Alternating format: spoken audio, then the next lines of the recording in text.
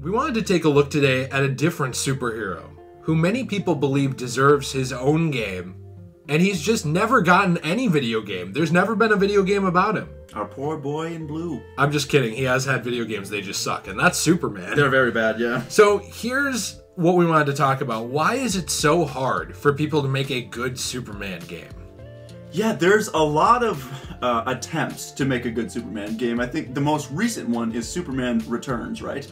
Yeah, that's the most recent that I can think of, but I mean, they do fly under the radar. I'm sure there's been something on mobile. Well, that's and the last big AAA try. That's a great point. They've got the iconic Nintendo 64 Superman game, Oh, of man. course, Yeah, very iconic. lives in the hearts of many. And there's plenty of reasons why that didn't work. That's a topic in and of itself. Of course, yeah. And then Superman Returns did some things that I guess we kind of want to talk about that were bad and interesting. But the first thing that we wanted to go over was how Superman in a game needs to have all of his abilities, and that needs to work well within the game. Yeah, that's definitely a problem with Superman. I think you can have superpowered individuals, right? But pretty much all of them have weaknesses and easy ways to take them out. Is a random thug shooting at Spider-Man going to kill him? No, but could it? Yeah. That's kind of how Spider-Man works as somebody who has abilities, right? So Spider-Man PS4, if you just sat there and got shot, you'd die. If you're Superman and you did that, you wouldn't.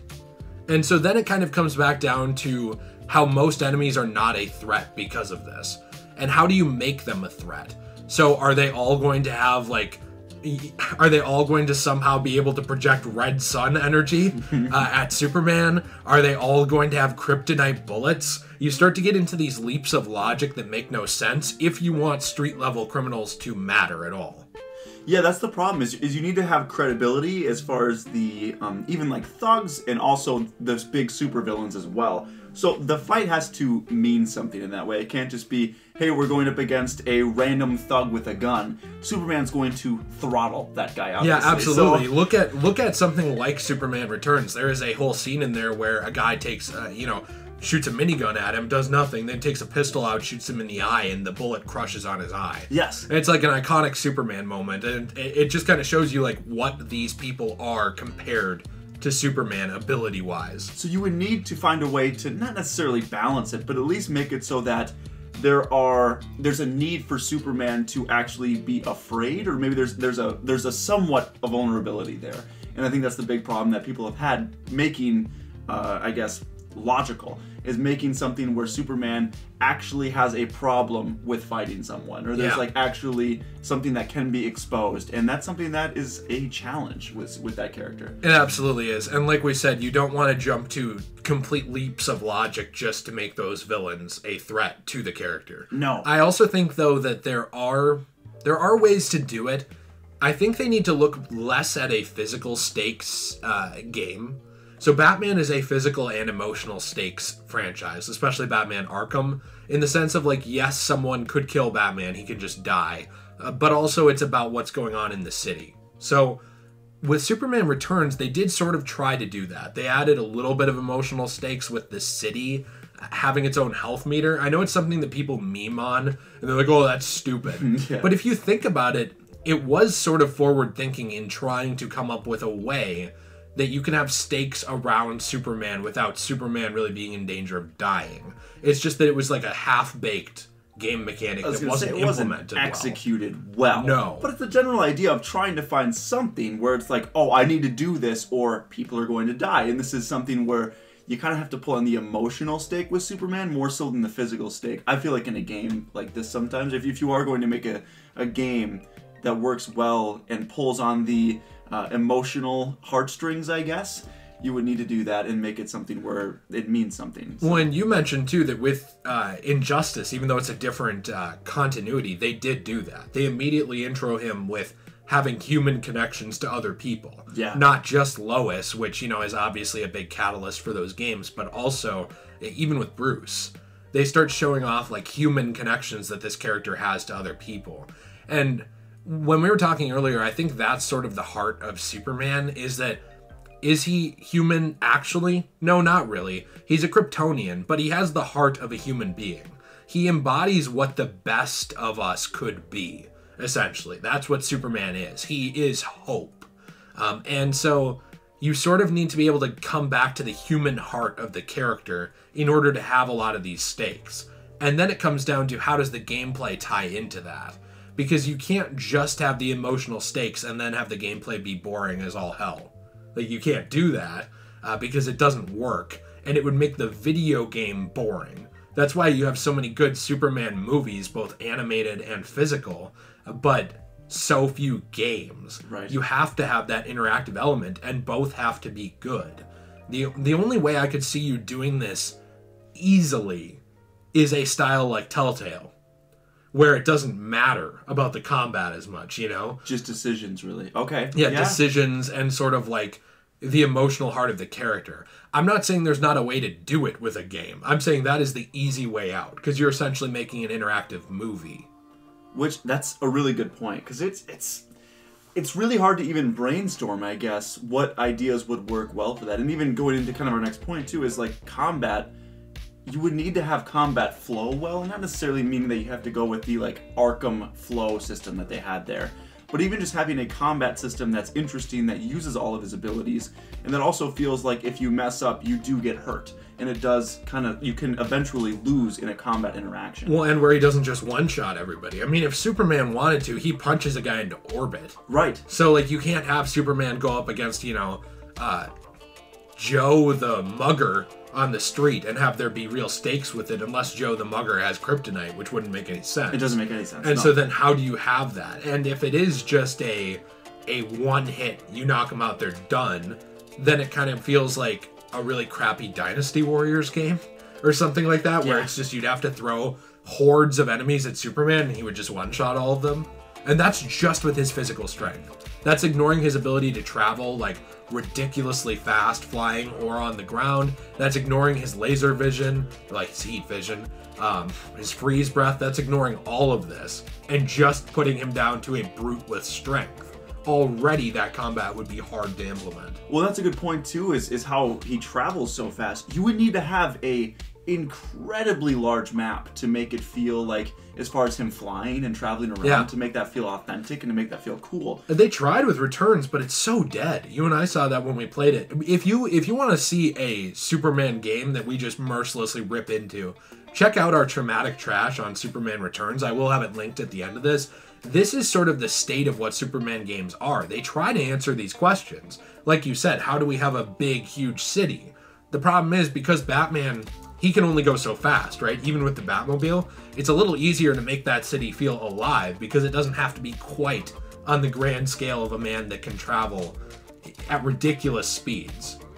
Yeah, and that's the problem, is that with Returns, you're flying around and you're like going into different mocks as you're speeding up. That was cool. Which was really cool.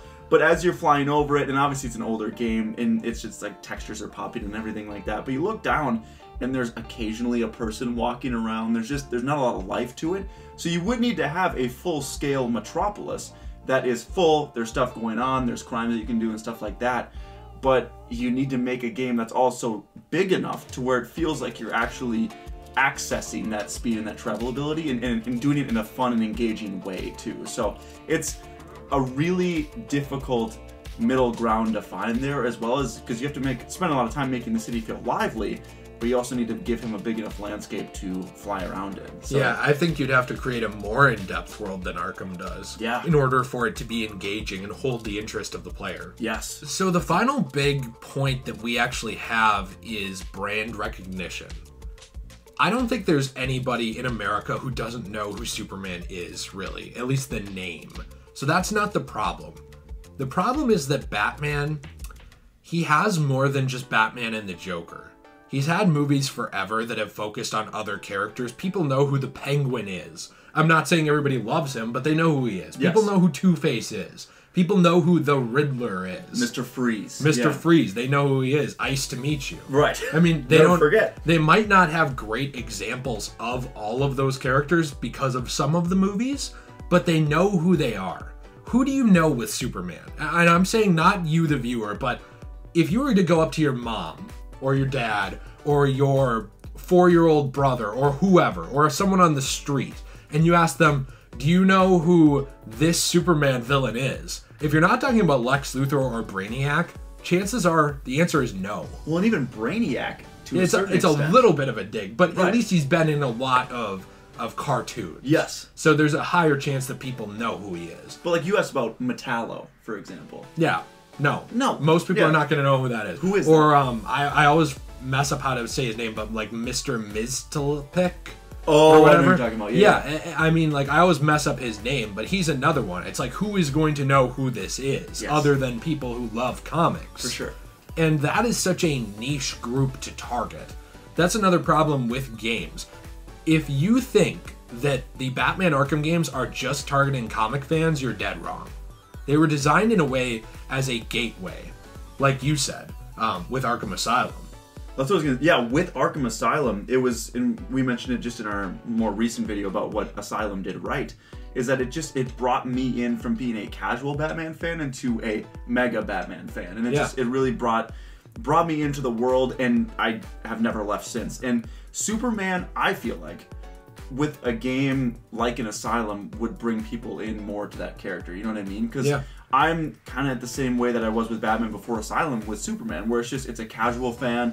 I've watched some of the animated movies and obviously like Man of Steel and stuff like that, but I'm not super invested in Superman, and it's just like a casual fandom. So if you were to be able to bring in some of the villains like you were talking about and make them more relatable, do fun things, not saying you have to do it exactly like Asylum, but like interview tapes, stuff like that, where you're bringing an origins and bringing a history to these characters and making them engaging and interesting and a part of Superman's life as Superman. And building a world, Yes. essentially, is what you're talking about. Exactly. Building a world that's inhabitable and you can believe people live in. And that's what Superman games have never been able to accomplish.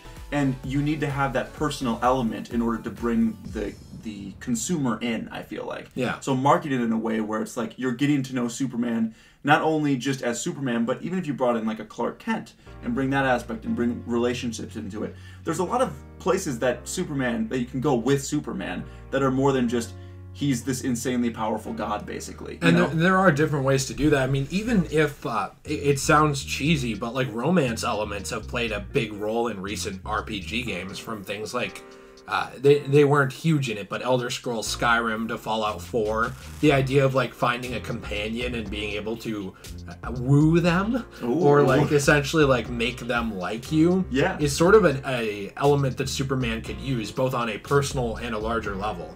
I think you could sort of start out at the beginning of Superman's career where he's sort of trying to establish himself in Metropolis. I was going to say in Arkham because I'm just so used to talking about it. In Metropolis, like where he's trying to establish himself as this figurehead of hope, and he has to build up that connection with the city. You could also do it on a personal level with Lois, where like maybe your decisions or your actions affect how this person sees you. If you start tying it down to earth elements like this that have emotional stakes, you start to negate some of the problems of the physical stakes, and you're building a world that you believe that not only Superman lives in, but you could see yourself living in. Like, if you are walking around Gotham City in any of the games, you could see yourself being there. It's not so out of the realm of possibility that it's alien to you. But Superman's always come off like a tech demo. It never comes off like a livable world, with livable and exciting characters and brand recognition and all these things that suck you in and keep you there. It just never has. And I think that is sort of where these games fall short. I agree. And just for a last point from me, I just was thinking about this as you were talking, is that like in the Lego games, for example, like for instance, the newest one, Lego DC Villains, the one that I played, you are able to play as Superman, and there is like you're able to fly around. And obviously it's a Lego game, so there's not like this deep-rooted combat system and stuff like that. It's just a fun exploring the world and enjoying the character's game. But in that game, you're able to fly around, notch up to faster speeds as Superman. He's got, basically, you can't kill him. It's really hard to, you can't really. Yeah. He's got like the silver concrete hearts or whatever. Oh yeah, so, that's cool. Yeah, so it's cool in how they kind of did it that way at a surface Lego level game, and I love the Lego games. But just to kind of give an idea of maybe an example of when it is kind of done right, it's not necessarily a Superman game, but it's an iteration of Superman that kind of works in that world and is fun. And I like that, what they did with Superman in that version of the game, I guess. Absolutely. And Lego usually can kind of cut to the heart of what makes a character without having to go in depth on it. Yeah. The problem is when you have to go in depth, it starts to get so complicated. For sure. So these are our reasons why we think that it's so hard to make a Superman game that's good. I know there are some obscure Superman games, especially from way back, that are fine, or that some people really find enjoyable, but modern day Superman games have fallen really short. So these are our ideas of what it would take to make a good one. I'm actually interested in hearing what you think. What do you think would be good elements that would make a Superman game playable, relatable, and feel like it has a heart or a soul to it and a livable world?